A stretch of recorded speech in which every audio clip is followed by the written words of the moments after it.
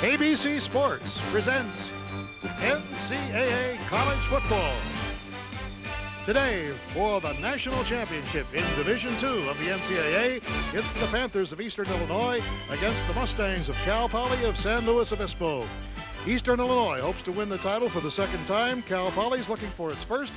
2 years ago, quarterback Craig Johnston had broken his leg, couldn't play in this particular championship game, and his team lost out. We all came in, all 26 of us came in at the same time as freshmen. And it was the coach's philosophy in those days, Coach Harper, was bring freshmen in, redshirt them, develop them, and enjoy the benefits of that. And that's what kind of happened with that championship. There were 26 seniors, at least 26 seniors, but I know it was a class of freshmen of 26. Robbie Martin's an exciting guy. Oh, Robbie Martin, he is their leading receiver, has 10 TDs catching the ball already, but here's where he is dangerous. He can return punts. He has returned 3 touchdowns already on punt returns, so when they are punting, when Eastern Illinois is punting, watch for Robbie Martin on the returns. Really unique because we all were in school and went through the system, so to speak, together. So we were a really seasoned team together. So we knew each other really well. We grew up kind of together as a team. So that's what was really unique about it, because we were really focused together to get to the championship. We never talked about it, but it was just an unspoken kind of a feeling that we had. Is the Cal Poly has the nation's leading rusher in Division II. His name is Lewis Jackson, and whenever you have a strong defensive team like Eastern Illinois with, let's say, the challenge of facing the nation's leading rusher, it presents a rather interesting problem. Well, it does, but they do use at Cal Poly a balanced attack, and there's Lewis Jackson, number 9. He is an All-American. He can carry the football. He has carried the ball for 55 times in one ball game, has 34 career TDs, so Lewis Jackson knows where the end zone is, and he's another man that must be stopped by the Eastern. It was a great team to be a part of. I mean, everybody gelled well together. I mean, most of us we were there for 4 years, 5 years together. So we were used to one another, and we knew how to work together. And we've been through the thick and thin of things for, as a group for a long time. So we were ready. It was a talented group. I mean, we had some guys who went on to play in the NFL and did a real good job. And I look at it again, that championship game, and I forget that Eastern Illinois team, they were good. I mean, they were big and physical, and they had won the national championship 2 years before. But it started in the spring before that year. We started our first couple practices, and a bunch of us seniors, we didn't like the tempo.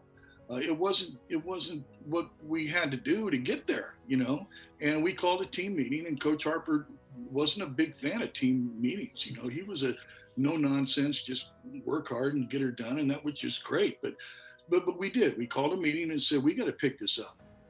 And so it started in the spring, I think. And then everybody got a lot of good work over the summer, and we all were real diligent about staying in shape.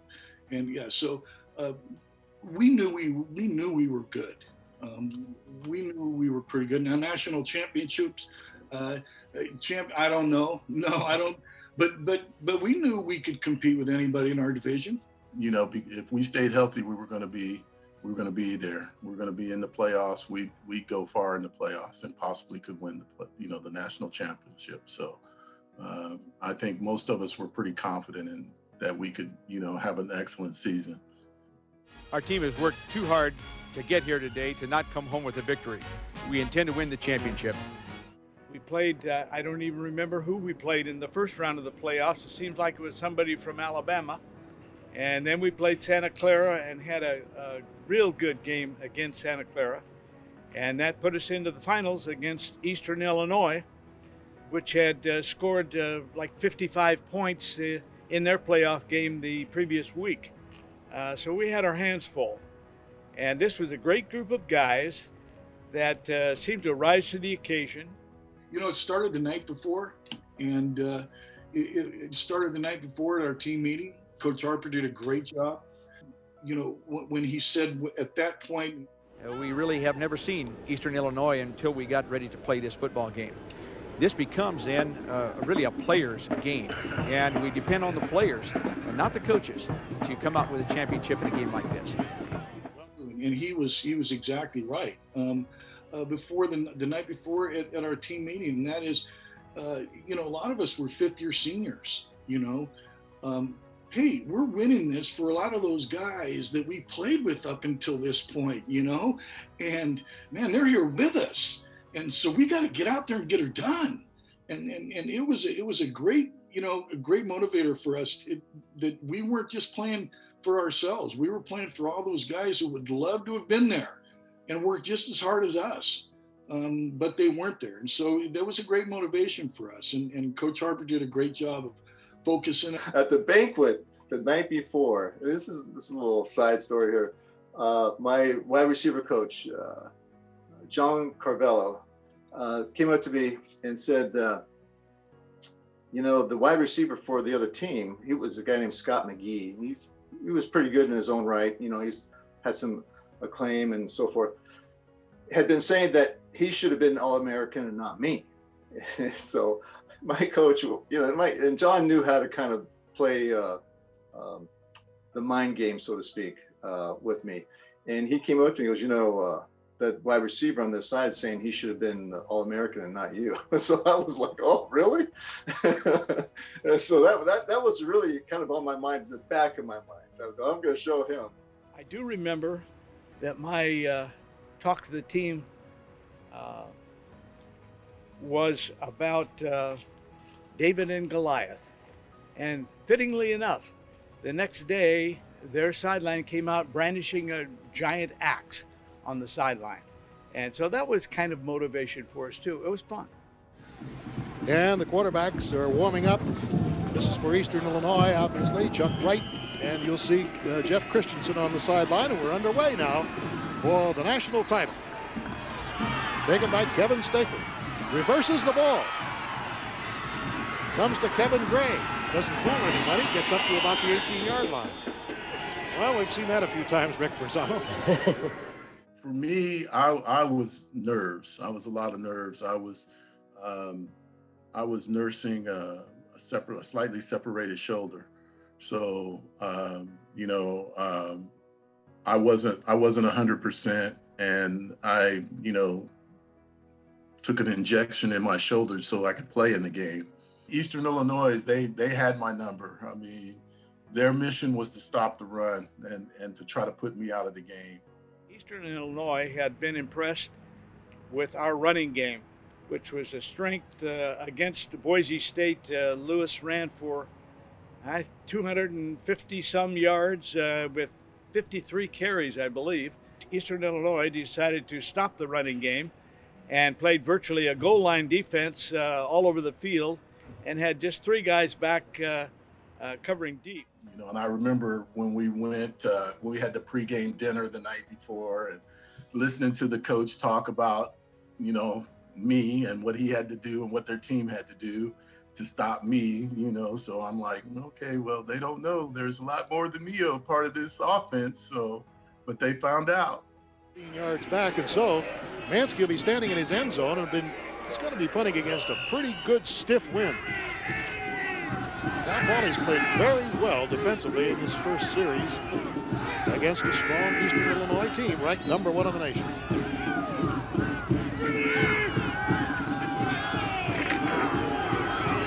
Gets it away. Goal line drive coming up and bouncing at the 42. It's taken by Robbie Martin. He can move down the sidelines, the wall of blockers. Look out, he's only got one man to beat. It's a touchdown. Robbie Martin goes 43 yards for a touchdown. There is a potent weapon that we've seen before. That is his easy. I was surprised how easy it was. I mean, I caught the ball, and it just seemed like everything just opened up so easily for me. I just went right through crease and just was running free. I don't think anyone had touched me. And I was in the end zone before. It was just a quick run. I mean, it was just like really quick. One of my quickest, shortest touchdowns on a punt return, I think. I was like, oh, okay. Nice one. Thank you. Thank you for that one, guys. You know, we're all fired up. I mean, that's the way to start. That's the way we like to start, you know. And Robbie's such an exciting player to watch, especially on those punt returns. You just know that any given time he could take it to the house. And to see him take the very first one and low kick, and when he starts hitting those gears and going by people, I mean, it's an exciting thing. And for us, you know, to watch that, we're just ecstatic. I don't mean to be critical or second guess, because like I said, I was a coach, but when they kicked a line drive right at him, I thought, oh gosh, I don't know if they have watched anyway.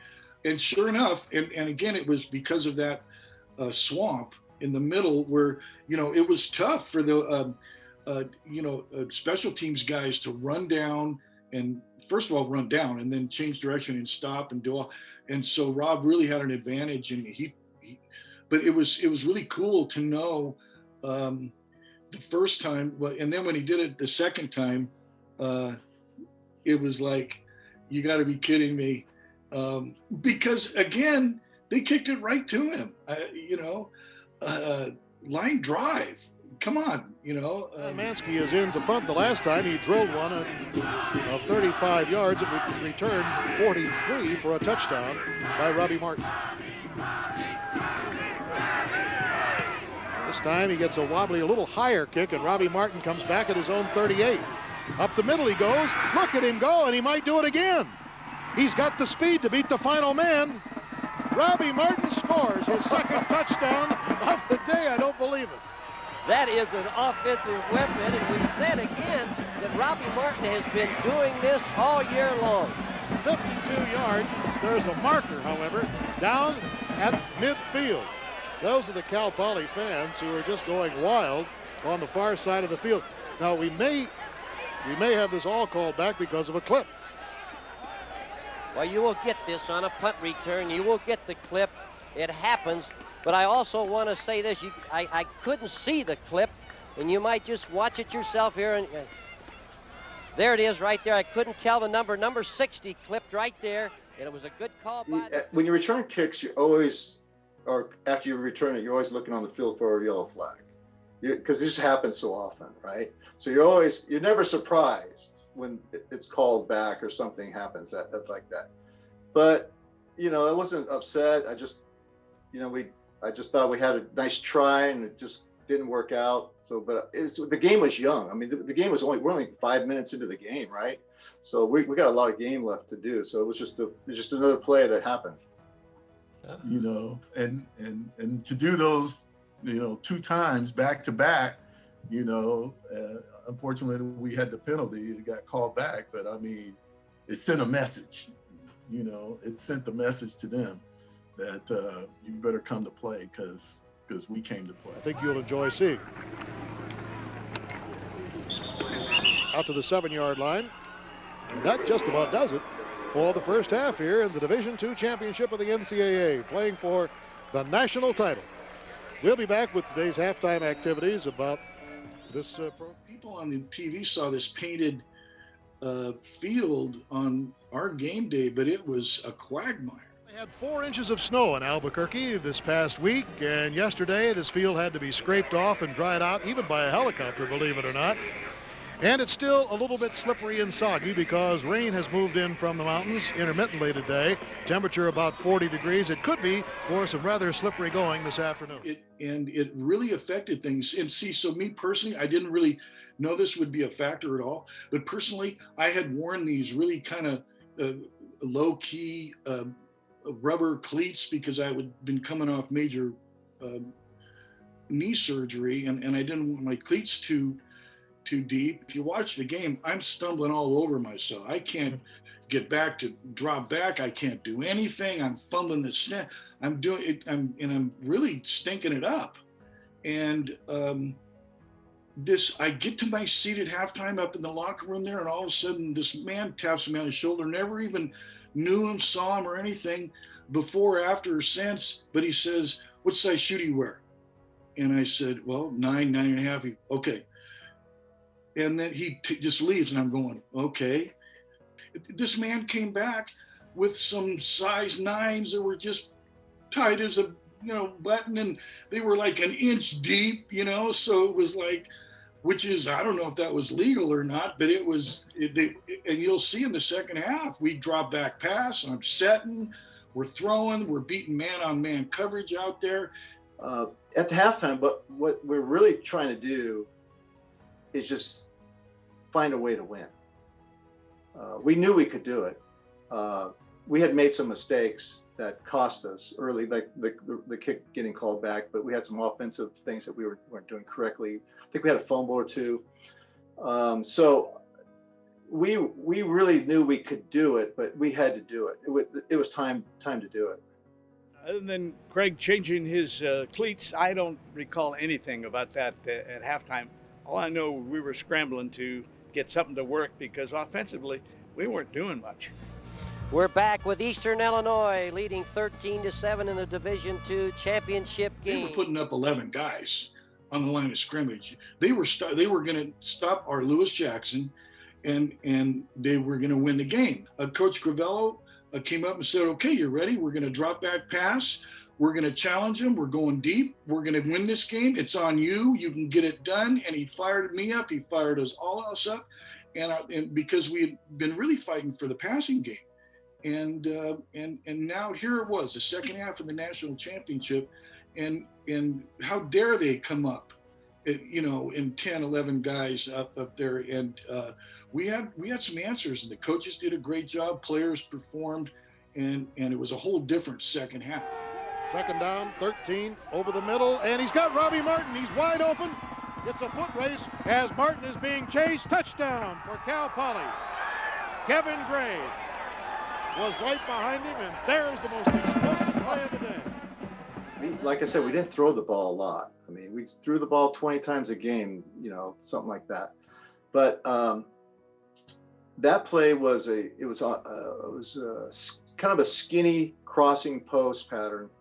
Went by, outran the corner. The safety was out of position, and it was a good sprint to the end zone. The corner was pretty running fast, trying to keep up with me, and he couldn't do it. So it ended up being 6. Rob and I had run that route a million times, out on the field and at the beach, all over the place. You give Robbie a step over the middle, and he's just a lot of fun. Just get him the rock and let him do his thing.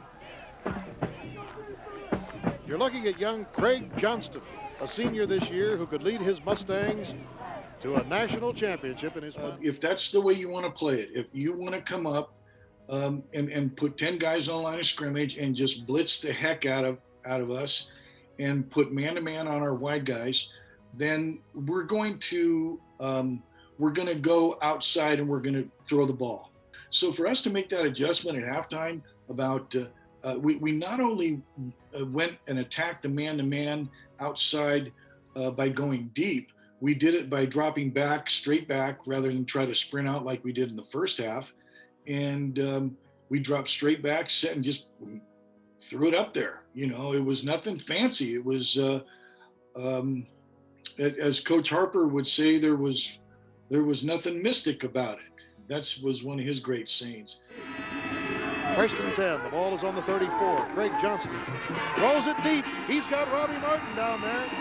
Did he catch it? Touchdown! Robbie Martin with his 3rd touchdown of the day makes a spectacular catch in the end zone.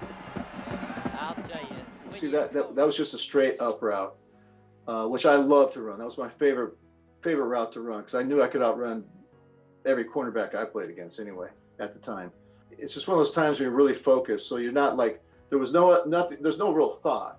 It's just that there's a ball, you see it, you're just catching the ball like you've done it 1,000 times in practice, even though it means 1,000 times more than practice. I felt really relieved for a minute.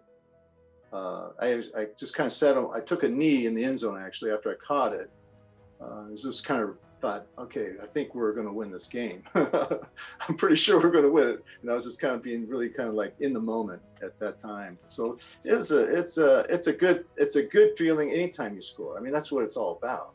when you score, it's just like that elation that you feel is that, you know, you can get addicted to that as much as anything in the world. Really fast. And you know, those times he got deep in that game, in that championship game, that didn't happen by accident. He set those moves up. He had his head going a certain way while his hips were going another. He was ready. He had the move ready to go. And it was on that deep play right there. I knew that all I had to do was just get it out there somewhere close to him, and he was going to come up with it. And I was right. Schmidt, Kirchhoff, Kaufman, Hasselberg, they're all there trying to stop. Here's Tyrone Davis, fumbles the ball. It's loose at the 2-yard line, and it's covered by Cal Poly. Came to play, which they came to play every playoff game. So with the first playoff game, they shut them out. So they didn't even score. And then they held Santa Clara to 14 points. Our defense, man, those guys, they came through. I mean, they made the plays. They stopped them on the goal line, caused the fumble, ball in the end zone. You know, I mean, and even in the replay, it shows that that ball was loose before he got into the end zone, you know, because they were crying about it and, oh, it's a touchdown. We crossed the line, blah, blah, blah, blah, you know. No, you didn't. And you didn't get across the line. The ball was loose and we got it, you know, and then to do it again. Without that defense and everything, those guys that don't, you know, that aren't being interviewed right now, this thing, we're not talking. Seriously, look at that. 2 fumbles down by the goal, a pick, sacks. We had a fantastic defense. I used to fight with them just about every day in practice. I think there was a skirmish just about every day in practice. Very highly competitive group of guys. Very, very competitive. They had a lot of personality, a lot of pride in what they did, and that's what made them good. So they made us better, made the team better, made the offense better by being so aggressive in wanting to perform at a high level. You got to have that. So we were fortunate to have that group for sure. Oh my gosh, Jan Kirchhoff, Mel Kaufman, LeCharles McDaniel, Chris Jones, Ralph Gallagher, Edmund Alarcio, Tom Perry, Tom Gilmartin, Jerry Schmidt, you know, all those guys, Tom Sikowski. Gosh darn, I hate to forget somebody, but those, Steve Booker, you know, all of those guys. What a defense! And as I say, I think Lou and Rob and I will all say that I think we kind of did our part, but we wouldn't have done what we did without that complete, from front to back, defense. As I said before, the defense needs to be credited as much as the offense for that win. And again, I can't laud them too much for how well they played near the goal line. We got real tough down there, and they were sold out on stop. 21-13, Cal Poly in front, and Johnston slides to the ground. Clock moving. There will not be time to get another play underway, and here comes the Cal Poly team from the far side of the field. Look for Joe Harper. There he is in that yellow jacket. He'll be raised to the shoulders of his players. They're jumping for joy. It's indescribable. You can't, all the emotions, you know, you're thankful, you're excited, you can't believe it just happened. My mom and dad were there, you know, and some loyal fans had showed up. And so, you know, if you don't work hard at something, then it doesn't hurt, or it really doesn't feel great when you win or lose. But when you really work hard and put something into it, we really try to focus our energies as a team, and we'd all been together for 5 years, when it happens, there is no better feeling.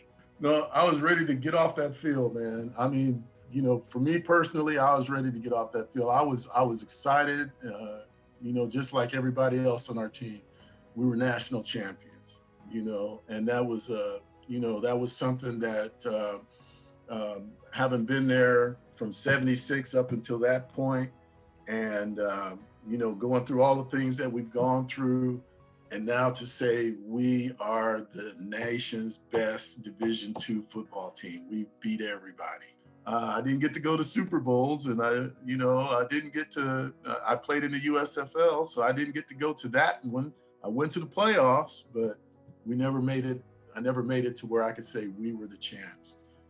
So it's something that I can say about Cal Poly. I'm part of something that hasn't happened since.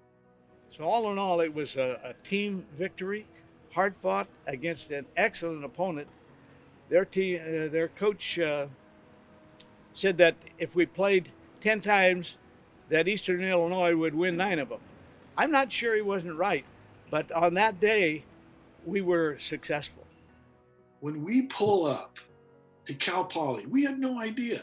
That whole area all the way up the street and down the street to the stadium was packed as we pulled the bus in, and everybody.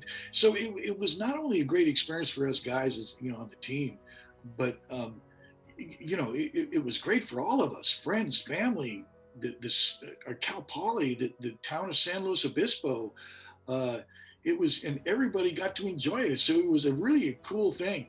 And then they all showed up, and they're playing the big songs, and everybody's having fun. And then we go out and have a great parade on Monday, and everyone's down at McClintock's, and and it was just a great experience.